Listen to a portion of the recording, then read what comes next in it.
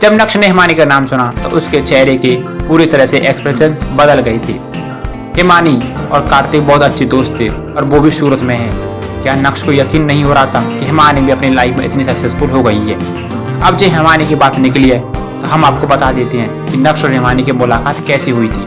अचानक से हिमानी और कार्तिक एक दूसरे के करीब कैसे आ गए थे। ये बात तब की है जब मुंबई में नक्श रहता था और हिमानी एक डिपार्टमेंट स्टोर में काम किया करती थी। एक दिन जब अचानक से नक्श हिमानी के डिपार्टमेंट स्टोर से सामान खरीदा तो जल्दी में नक्श अपना बैग वहीं पर भूल गया था। उस बैग में करीब 3 करोड़ रुपए थे और जब हिमानी ने उस बैग को चेक किया तो वो पूरी तरह से दंग रह गई और भागते हुए बाहर की तरफ बढ़ी।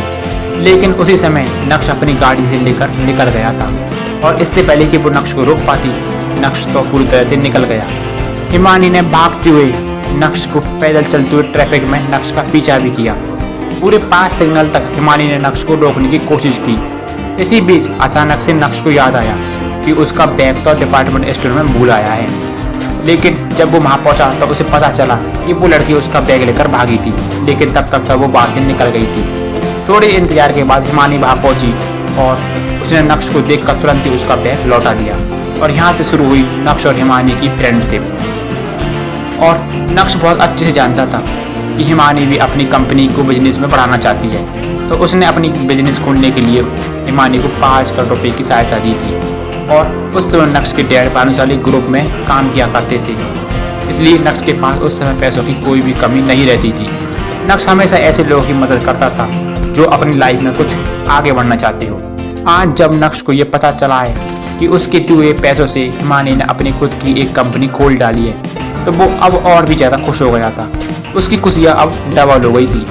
और तो और वो पूरी तरह से कार्तिक के साथ मिलकर हिमानी के डिपार्टमेंट स्टोर तक पहुँची और कार्तिक और नक्श दोनों ही साथ में कार से बाहर निकले और बदानी ग्रुप ऑफ कंपनीज के ऑफिस की तरफ बढ़ने लगे थे।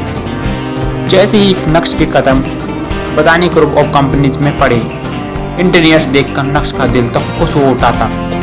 पूरे ऑफिस को ग्रीक स्टाइल में सजाया हुआ था।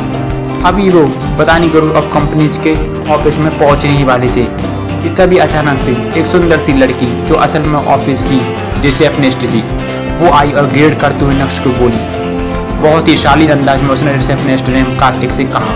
कार्तिक ने तुरंत ही अपना सिर हिलाते हुए कहा, नहीं, कोई जरूरत नहीं है मिस्टर कार्तिक, नक्श खुद ही सब कुछ देख सकती है। नक्श ने भी सिर हिलाया और बोला, हाँ, आपको मुझे कंपनी देने की कोई ज़रूरत नहीं है, मैं खुद ही सब कुछ देख लूँगा, आप लोग जा सकते हैं। नक्श, अपना ही ऑफिस समझ यार, 1st floor, 2nd floor, 3rd floor, पूरा स्टोर तो जहाँ जाना है घूम। 1st फ्लोर पर अभी जो भी प्रोडक्ट है वो अभी नए रिलीज हुए हैं। तू जो कुछ भी लेना चाहता है तो अपने भाभी के लिए कुछ भी ले सकता है, भाभी भी खुश हो जाएंगी। ये बोलते हुए कार्तिक ने नक्श को छेड़ते हुए कहा और नक्श की बातों को इशारा भी करते हुए कह रहा था कि उसे कौन सी सेक्शन पर जाना चाहिए। लेकिन जिस तरह से कार्तिक ने उस रिसेप्शनिस्ट के सामने भाभी कहा, नक्श भी थोड़ा सा शर्म गया था। नक्श तुरंत ही अपना हाथ हिलाते हुए कहा, यार कार्तिक, ठीक है, मैं समझ गया, हिमानी तेरा इंतजार कर रही है, अब तुझे जाना चाहिए। कार्तिक और हिमानी मिलकर नक्श को अब क्या सरप्राइज देने वाले थे। क्या वो सरप्राइज थे नक्श की जिंदगी में बदलाव आने वाला था? क्या अब जावेरी खानदान नक्श को छोटा समझने की गलती करेगा, या फिर नक्श की मदद करने के बाद अनिका नक्श से क्लोज आने लगेगी? आगे की पूरी कहानी जानने के लिए सुनते रहिए पीके एडिट की स्टोरी इंस्टा एम्पायर।